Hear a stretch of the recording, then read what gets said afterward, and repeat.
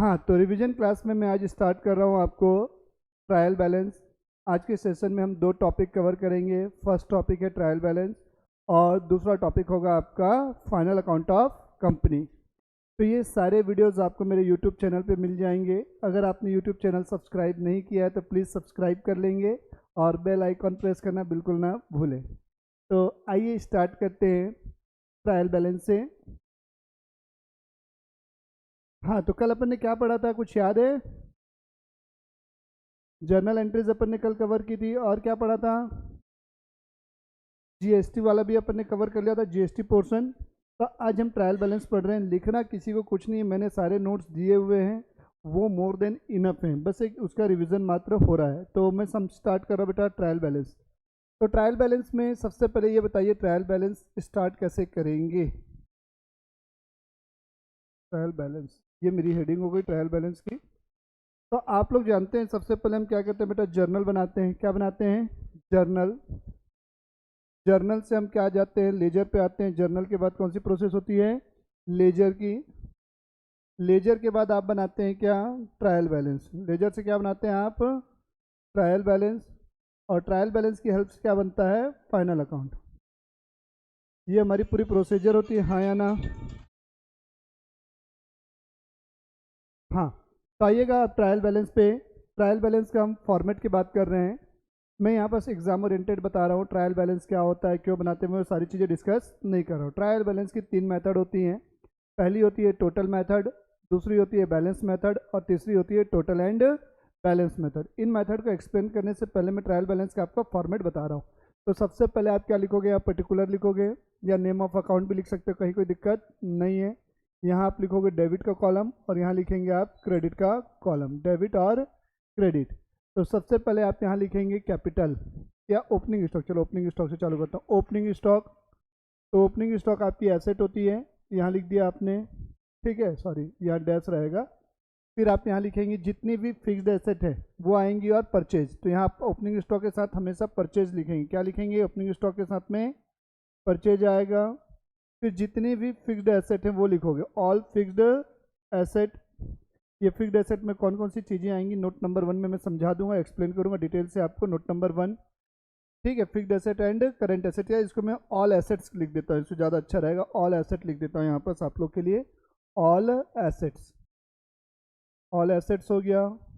All expenses and losses, all expenses and losses. फिर क्या आ जाएगा? ड्राइंग आएगा। फिर क्या आएगा? सेल्स रिटर्न आएगा। क्या आएगा? सेल्स रिटर्न आएगा। ये सारी चीज़ें क्या होंगी? डेबिट होंगी। और ऑल एक्सपेंसेस एंड लॉसेस लिखा हूँ क्या? हाँ। और इसके अलावा ट्रायल बैलेंस में कुछ चीज़ें आएंगी क्या, बताओ? डेबिट साइड में और कुछ है इसके अलावा? नहीं आएगा। तो यहाँ पर आप लिखोगे अब लाइबिलिटी साइड में कैपिटल लिखेंगे। लाइबिलिटी में जितनी भी लाइबिलिटी हैं वो सारी की सारी लाइबिलिटीज़ क्या होंगी? क्रेडिट होंगी। जितनी भी सेल्स है, सेल्स आपकी हमेशा क्रेडिट होगी। परचेज रिटर्न आपका क्या होगा? क्रेडिट होगा। जितनी भी इनकम है, प्रॉफिट है, गेन है, इनकम प्रॉफिट गेन, ये सारी चीज़ें क्या होंगी? क्रेडिट होंगी। जो भी आपका प्रोविज़न दिया रहे या रिजर्व दिया रहे, जनरल रिजर्व हो, प्रोविज़न हो, ये सारी चीज़ें आप क्या लिखोगे? क्रेडिट साइड में लिखेंगे। जितने भी प्रोविज़न और रिजर्व्स हैं वो सब क्या होगा? आपका क्रेडिट होगा। तो ये सारा चीज़ें आपका ट्रायल बैलेंस का पूरा कंप्लीट फॉर्मेट है। इतनी चीज़ें आपको ध्यान में रखनी है। अब यहाँ पर आपके जो नोट्स आए हैं प्लीज़ देखिएगा। सबसे पहले वर्ड यूज हुआ है ऑल एसेट। तो ऑल एसेट्स मतलब क्या क्या आएंगी, मैं आपको ओरली बोल के बता रहा हूँ, सुनिएगा। Land, building, plant, machine, furniture, debtor, prepaid expense. Prepaid expense समझ में आया? Accrued income, cash, bank, goodwill, चाहे वो कोई भी प्रकार की एसेट हो, टेंजिबल हो, इंटेंजिबल हो, कोई भी एसेट, गुडविल, पेटेंट, कॉपीराइट, ये सारी एसेट्स इसमें कवर हो जाएंगी। पहला नोट क्लियर हुआ सबको? नोट नंबर 2 मैंने क्या लिखा हुआ है यहाँ पर? ऑल एक्सपेंसेस के लिए नोट नंबर 2। अब एग्जाम में कई बार या क्वेश्चन में क्या दिया रहेगा, जैसे सैलरी लिखा है, क्या लिखा हुआ है? Salary, rent, commission, interest, interest. इनके बारे में अब ये कुछ नहीं दिया हुआ है कि इन्होंने क्या किया है, तो हमेशा ये माना जाता है कि ये सारे खर्चे हैं। डिस्काउंट वगैरह भी हो गया, डिस्काउंट। तो ये सब चीज़ों को हम क्या मान के चलेंगे, जब तक इनके आगे क्रेडिट वर्ड ना लिखा रहे, इनके ब्रैकेट में क्या ना लिखा रहे, क्रेडिट या रिसिप्ड वर्ड ना लिखा रहे, ये दोनों वर्ड अगर नहीं लिखा रहे तो हमेशा इन्हें हम खर्चे मानेंगे और ट्रायल बैलेंस में डेबिट करेंगे। क्लियर हो गई बातें। तो ये नोट नंबर 2 हुआ। ऑल एक्सपेंसेस, लॉसेस वर्ड भी है तो लॉसेस में अपन डेप्रिसिएशन ले सकते हैं, बैड डेट ले सकते हैं, ये सब हमारे लॉसेस में काउंट हो जाएगा। क्लियर हो गया, कोई डाउट? ठीक है, ये सारी चीज़ें क्या हो गई, खर्चे में आ गए। और खर्चे क्या होते हैं, मैंने लिखा हुआ है डेबिट होते हैं। अब नोट नंबर 3 में आपका किस चीज़ के लिए लिखूंगा, लाइबिलिटी है। लाइबिलिटी मतलब कर्जा, समझ लो आपके लिए क्या क्या होगा, creditors, outstanding expense, bank overdraft, आपने किसी से लोन या एडवांस में पैसे लिए हुए हैं वो हो गए एडवांस में। ठीक है, ये सारी चीज़ें आपकी क्या हो जाएंगी, लाइबिलिटी हो जाएंगी। यस और नो। फिर आपके लिए एक चीज़ और है, इनकम। इनकम मतलब क्या, अगर इनके आगे ये सारी चीज़ें थी, इनके ब्रैकेट में क्या लिख दे, रिसिप्ड या क्रेडिट, तो हम इसे इनकम मानेंगे। क्या मानेंगे, इनकम। इनकम में एक वर्ड और आ जाएगा, bad debt recovery, grant from. Grant मतलब सहायता, फ्रॉम लिखा है मतलब आपकी ये इनकम है, फ्रॉम हो गया मतलब इनकम। अगर यहाँ टू लिखा रहेगा तो ये क्या होगा, आपका एक्सपेंस होगा। ये चीज़ें समझना, फ्रॉम मतलब मिला, टू मतलब आप सामने वाले को दिए। तो ये सारी चीज़ें आपके लिए क्या बनेंगी बेटा, इस केस में इनकम बनेगी। यस और नो। ठीक। अब यहाँ पर दो चीज़ें और आती है, एक होता है इनपुट जीएसटी और एक होता है आउटपुट जीएसटी। कल मैंने बताया था। तो इनपुट जीएसटी कहाँ आएगा, इनपुट जीएसटी आपका एसेट होगा और आउटपुट जीएसटी आपकी लाइबिलिटी होगी। आउटपुट जीएसटी ये आपकी लाइबिलिटी होगी बेटा। ठीक है, समझिएगा बात को। क्लियर हो गया ये हो गया नोट नंबर 4। नोट हो गए हमारे। अब स्पेशल नोट, अगर आपको क्वेश्चन में क्या दिया रहा है, कॉस्ट ऑफ गुड्स सोल्ड, क्या गिवन रहा है, cost of goods sold question में दिया है, जिसका मतलब क्या होता है, opening stock plus purchase minus क्या होता है बेटा, क्लोजिंग स्टॉक। सीओजीएस का मतलब यही होता है। यस और नो। तो उस केस में आपको करना क्या है, अगर मैं इसको मैथमेटिकल इक्वेशन के फॉर्म में अगर लिखना चाहूँ तो ये क्लोजिंग स्टॉक जो यहाँ माइनस में दिख रहा है, इसको अगर मैं इधर शिफ्ट करना चाहूँ तो कर सकता हूँ कि नहीं। तब ये क्या बनेगा, सीओजीएस प्लस क्लोजिंग स्टॉक बनेगा, हाँ या ना। COGS plus closing stock is equal to क्या बनेगा, ओपनिंग स्टॉक प्लस परचेज, ये बनेगा। यस और नो, हाँ या ना। तो जब भी क्वेश्चन में अगर सीओजीएस दिया है उस केस में आप डेबिट किसको करोगे, सीओजीएस को और क्लोजिंग स्टॉक, ये दोनों क्या होंगे आपके, डेबिट होंगे। और उस केस में ओपनिंग स्टॉक ट्रायल बैलेंस में कहीं भी नहीं आएगा। जब आप क्या करेंगे, सीओजीएस लिखेंगे तो सीओजीएस के साथ हमेशा क्या आएगा, क्लोजिंग स्टॉक, और ये दोनों डेबिट होंगे। और जब आपको परचेज दिया तो परचेज के साथ में क्या आएगा, ओपनिंग स्टॉक आएगा, क्लोजिंग स्टॉक नहीं आएगा। तो क्लोजिंग स्टॉक और क्या बेटा, ओपनिंग स्टॉक, दोनों में से हमेशा एक चीज आएगी, परचेज के साथ ओपनिंग स्टॉक आएगा और किसके साथ बेटा, सीओजीएस के साथ क्लोजिंग स्टॉक आएगा। ये चीजें हो गई क्लियर। अब एक और चीजें, जैसे ट्रायल बैलेंस में डेबिट का टोटल आया 100 रुपये, क्रेडिट का टोटल आ गया 120 रुपये, और आपने पढ़ा है कि ट्रायल बैलेंस में जितना डेबिट का टोटल होगा उतना ही टोटल क्रेडिट का होना चाहिए, हाँ या ना। यस और नो। ओके। तो अगर आपने ट्रायल बैलेंस करेक्ट बनाया है, सही सही बनाया है और उसके बावजूद भी क्या हो रहा है, डिफरेंस आ रहा है, तो उस डिफरेंस को आप कहाँ लिखेंगे, सस्पेंस अकाउंट में। तो अब यहाँ पर पर्टिकुलर में आप क्या लिखोगे, सस्पेंस अकाउंट, डेबिट साइड में कितना, 20 रुपये, हाँ या ना। और ये आपका टैली हो गया। सेम चीज अगर मान लो क्रेडिट साइड आता, मान लो ये 120 है, अब ये दूसरी सिचुएशन लेते हैं, डेबिट में 120 है, क्रेडिट में 90 रुपये, तो डिफरेंस इस बार किधर है, तो सस्पेंस अकाउंट नाम लिख के कहाँ लिखेंगे। तो कहने का मतलब है सस्पेंस अकाउंट का बैलेंस डेबिट साइड भी आ सकता है और क्रेडिट साइड भी आ सकता है। ये था आपका ट्रायल बैलेंस पूरा का पूरा। अब इसमें 3 मेथड होती हैं। कौन कौन सी मेथड होती है, पहली टोटल मेथड, टोटल मेथड जिसको हम ग्रॉस मेथड के नाम से भी जानते हैं। दूसरी होती है बैलेंस मेथड जिसको हम नेट मेथड के नाम से भी जानते हैं। तीसरी होती है total and balance method, total and balance method. ये मेथड जो है बेटा दोनों का मिक्सचर है, mixture of total and balance method, हाँ या ना। सारी चीज़ें नोट्स में दी हुई, लिखने की कोई ज़रूरत नहीं। जो मैंने 72 पेजेस का आपको एक PDF भेजा हुआ है ग्रुप में, उसमें सारी चीज़ें डिटेल से लिखी हुई हैं। विश्वास करो, केवल और केवल उस पेजेस का उसका प्रिंट आउट ले लो और मैं जो पढ़ा रहा हूँ उसके साथ मैच करते हुए चलो। थोड़ा खर्चा करो, 50 रुपये का खर्चा होगा, उससे ज़्यादा का नहीं होगा, ठीक है, निकाल लेंगे। तो आते हैं ये टोटल मेथड वर्क कैसे करती है। तो जैसे मान के चलो आपने कैश अकाउंट बनाया है, क्या अकाउंट बनाया बेटा, कैश अकाउंट बनाया है। कैश अकाउंट में डेबिट का टोटल मान के चलते हैं 90 रुपये है, और क्रेडिट का टोटल आया है कितना रुपये, 70 रुपये। वैसे ही परचेज अकाउंट बनाया है, परचेज अकाउंट में डेबिट का टोटल आपका है 70 रुपये और क्रेडिट का टोटल है 30 रुपये। वैसे ही आपने डिस्काउंट अकाउंट बनाया हुआ है, डिस्काउंट में डेबिट का टोटल है 100 रुपये, क्रेडिट का टोटल है 120 रुपये, ठीक है, हाँ या ना। ये अकाउंट बनाया हुआ है। अभी मैंने इन लेजर को बैलेंसेस नहीं किया है, बाय बैलेंस सीडी या टू बैलेंस सीडी नहीं किया है। हमने सारी जर्नल एंट्री की, पोस्टिंग कर दी है। पोस्टिंग करने के बाद लेजर आपका ऐसा दिख रहा है। तो इस केस में अगर आप ट्रायल बैलेंस बनाते हैं तो ट्रायल बैलेंस कैसे बनेगा, तो देखिएगा ट्रायल बैलेंस कैसे बनेगा। तो ट्रायल बैलेंस में ये डेबिट होता है और ये क्रेडिट होता है, हाँ या ना। और यहाँ हम लिखते हैं पर्टिकुलर, पर्टिकुलर में मैं क्या लिख रहा हूँ, कैश। सबसे पहले मैं सिखा रहा हूँ टोटल मेथड। कौन सी method, total method. Total method में किया जाता है डेबिट के टोटल को डेबिट साइड। तो कैश अकाउंट के डेबिट का टोटल कितना है, 90 है, क्रेडिट का टोटल 70। वैसे ही परचेज अकाउंट, डेबिट का टोटल कितना 70, क्रेडिट का टोटल कितना 30। डिस्काउंट, डेबिट का टोटल कितना 100 और क्रेडिट का टोटल कितना हुआ 120। मैंने कुछ एक लेजर लिए अपने मन से, इसलिए आप ट्रायल बैलेंस को टैली करोगे तो टैली नहीं होगा। क्लियर है चीज़ें, मैंने एक एक्सट्रैक्ट लिया है। जब आपको फुल इन्फॉर्मेशन दी रहेगी तो पूरा टैली होगा। यहाँ मैंने आपको समझाने के लिए कुछ गिने चुने अकाउंट अपने मन से फिगर ले लिए, इसलिए टैली नहीं। क्लियर हो गई चीज़ें। तो टोटल मेथड में क्या करना है, लेजर के डेबिट के टोटल को डेबिट साइड, क्रेडिट के टोटल को क्रेडिट साइड, हाँ या ना। अगर यही चीज़ें आप बैलेंस मेथड से बनाते हो, कौन सी मेथड से बनाते हो, बैलेंस मेथड से बनाते हो। तो बैलेंस मेथड से जब आप बनाएंगे तो ये डेबिट हो गया और ये हो गया क्रेडिट।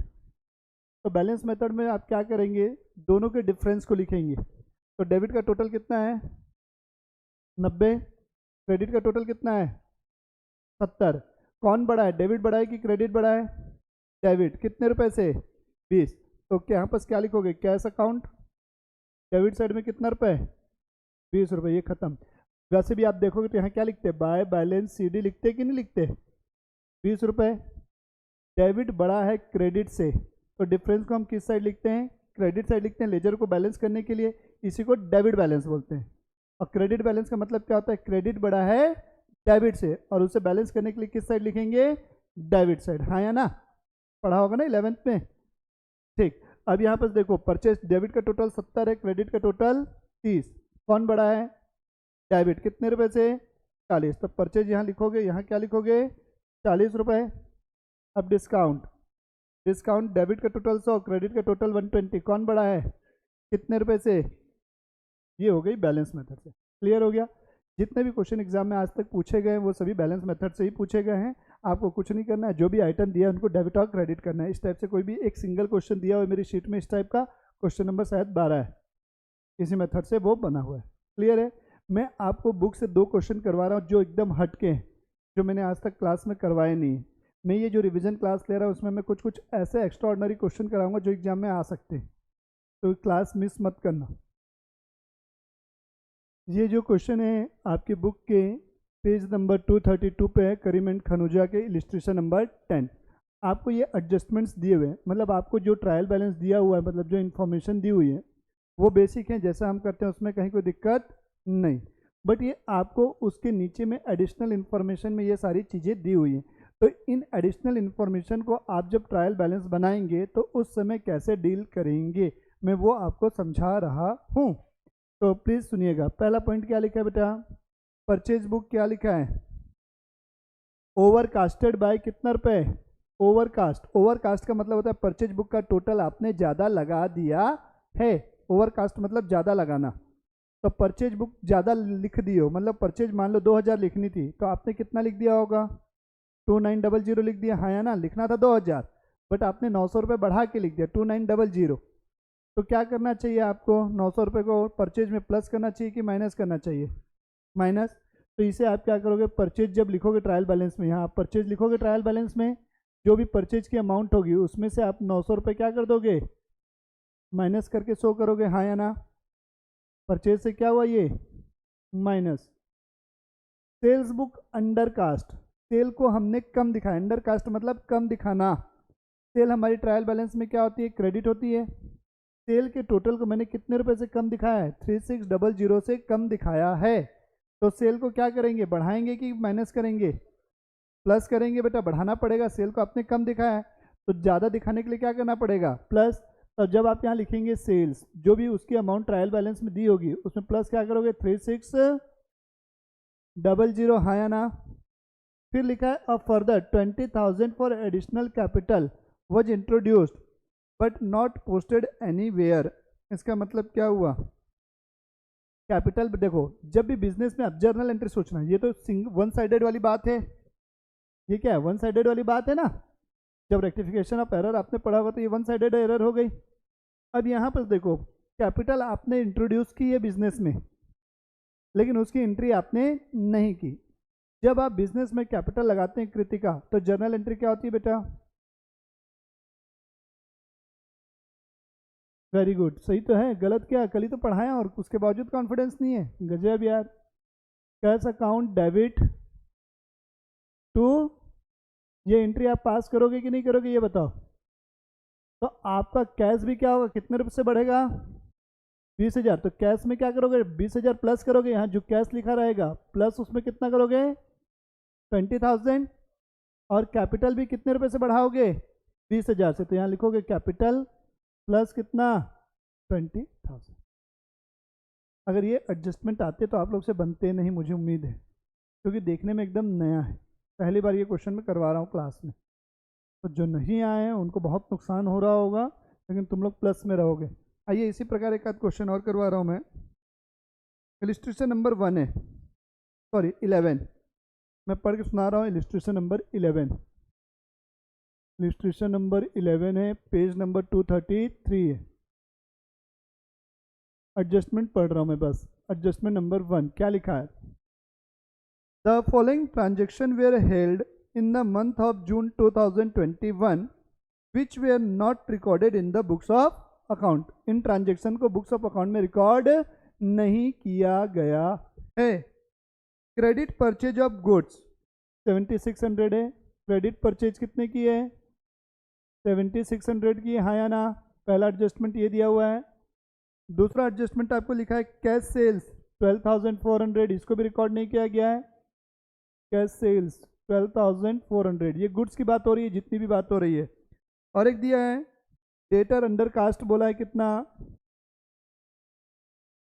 डेटर अंडर कास्ट, जिससे पूछूंगा पूरा वही बताएगा, तुम्हें लोग के लिए क्वेश्चन है। Debtor under cost by 5300। चलो भूमि आप ही से स्टार्ट करते हैं। पहला एडजस्टमेंट बताओ क्या होगा, क्या करेंगे पहले एडजस्टमेंट का। क्रेडिट परचेज 7600 है, तो आपने किसी से उधारी में माल खरीदा। देखो बेटा मैंने आपको जीएसटी पढ़ाया तो वहाँ भी बताया था कि सबसे पहले आप जर्नल एंट्री सोचो, जर्नल एंट्री से दिशा क्लियर होती है। क्रेडिट परचेज की जर्नल एंट्री बोलो मेहता, परचेज टू क्रेडिटर हुआ कि नहीं, परचेज डेबिट टू क्रेडिटर्स, मतलब इसकी एंट्री हुई नहीं है। तो जब आप एंट्री करोगे तो परचेज टू क्रेडिटर करोगे, तो ये 7600 जो है परचेज में क्या होगा और कहाँ ऐड होगा, क्रेडिटर में भी क्या होगा प्लस होगा। क्लियर हुआ, हाँ या ना। एडजस्टमेंट नंबर 2 कैश सेल 12,400, तुम बोलो जर्नल एंट्री समर कितना रुपए कैश, इसकी जर्नल एंट्री क्या होगी, cash account debit to sales account, हाँ या ना। कितने रुपए से 12,400, तो ये प्लस होगा कैश में, और सेल्स में भी क्या होगा प्लस होगा। माइनस क्यों होगा सेल्स में, सेल्स भी तो बढ़ेगी। सेल्स का कौन सा बैलेंस होता है, हमेशा क्रेडिट बैलेंस होता है ना, और सेल्स क्या हो रही है क्रेडिट हो रही है, तो सेल्स क्या होगी प्लस होगी ना। अगर सेल डेबिट होती तो क्या होती, माइनस, और सेल कभी डेबिट होती नहीं है accept in case of rectification. Debtor undercast या ओवरकास्ट आता है तो वन साइडेड एरर हो जाती है, आपकी पता है ना। तो डेटर को मैंने कितने रुपए से कम दिखाया है, 5300 रुपीज से कम दिखाया, तो क्या करेंगे 5300 को प्लस कर देंगे, हाँ या ना। अब आपको क्वेश्चन में एक सस्पेंस अकाउंट दिख रहा होगा, तो आप जब ट्रायल बैलेंस बनाएंगे तो पूरा टैली हो जाएगा, तो वो सस्पेंस अकाउंट ऑटोमेटिक हट जाएगा। उसने गलत बनाया होगा, हो सकता है सस्पेंस अकाउंट की अमाउंट भी कितनी दिख रही है, 5300 रुपीज़ दिख रही है, तो हो सकता है डेटर के कारण ही वो क्या हो। अब जैसे मेरी कोचिंग क्लास है, ठीक है, अब लोग मुझे आजकल ऑनलाइन पेमेंट करते हैं, अब कुछ लोग पेमेंट करके स्क्रीनशॉट भेज देते हैं और कुछ लोग पेमेंट नहीं भेजते हैं, तब तक वो पैसा जब तक मुझे टैली नहीं कर लूँगा, मान लेते हैं किसी ने मुझे पेमेंट की 6000 रुपये मेरे ट्यूशन फीस के, उसने मुझे पे कर दिया। अब जब मैं हिसाब मिलाऊंगा, भाई व्यापारी आदमी हूँ, सीए आदमी, हिसाब तो मिलाऊंगा ना यार, कितनी फीस आई, कितना नहीं हुआ, कहाँ से पैसा आया बैंक में। अब मुझे पता नहीं चल पा रहा है, यूपीआई करते तो पता नहीं चल पाता है कि किसके अकाउंट से पैसा आया है, मुझे पता नहीं किसके पैसा है, तब तक वो पैसा मेरे सस्पेंस अकाउंट में पड़ा रहेगा। कहाँ पड़ा रहेगा, सस्पेंस अकाउंट में। फिर बाद में मैं किसी को फीस के लिए क्लास में अनाउंस किया कि भैया किसने किसने फीस दी नहीं, क्लास से निकल जाओ, तो मान लो मैंने कि सब ने दे दी, सबका टैली हो गया, तो 2 लोग का बचा हुआ था, तो मैंने खड़ा कर दिया, बोला नहीं सर मैंने दी है, वो ये यूटीआर नंबर मेरा ये मैंने स्क्रीनशॉट दिखा दिया, हाँ, तो वो सस्पेंस अकाउंट उस दिन क्या होगा, क्लियर हो जाएगा। तो वैसे ही सस्पेंस अकाउंट यहाँ क्लियर हो गया। समझ में आया। तो ये था आपका ट्रायल बैलेंस कंप्लीटली। कोई डाउट प्लीज़ पूछ लो, उसके बाद आगे बढ़ेंगे फाइनल अकाउंट पे। हाँ, तो ट्रायल बैलेंस यहीं ख़त्म होता है, किसी को कोई डाउट नहीं है, वेरी गुड। तो हम आते हैं फाइनल अकाउंट पे। इससे आज तक इतिहास में हमेशा प्रैक्टिकल क्वेश्चन ही पूछा गया है और आपका सबसे इम्पॉर्टेंट टॉपिक है। जितना भी अपन ने पढ़ा सब यूनिट 1 में था। यूनिट 1 में एक अकाउंटिंग इक्वेशन भी है, उसे मैं लास्ट में डिस्कस करूँगा। यूनिट 2 में आपके 3 चैप्टर दिए गए हैं, फाइनल अकाउंट है, डेप्रिसिएशन है और रेक्टिफिकेशन ऑफ एरर है। मुझे हाईली कॉन्फिडेंस है कि आपका फाइनल अकाउंट आएगा 200%। और जो क्वेश्चन मैंने पहले बताए, जो जीएसटी पढ़ा रहा था 25-26 से लेके 29 तक के, उसी में से एक क्वेश्चन आएगा, इतना भी यकीन है मुझे। ठीक है, तो फाइनल अकाउंट आप लोग अपनी फर्स्ट प्रायोरिटी में रखें, क्योंकि डेप्रिसिएशन में काफ़ी मेथड्स हैं आपकी, तो डेप्रिसिएशन आपके लिए डिफ़िकल्ट हो सकता है, तो ज़्यादा अच्छा बेनिफिशियल आपके लिए रहेगा फाइनल अकाउंट पढ़ के जाएँ और अच्छे से प्रैक्टिस कर लें। फाइनल अकाउंट कंपलसरी प्रैक्टिकल आएगा, मेरे को पूरा विश्वास है। तो आते हैं फाइनल अकाउंट पे।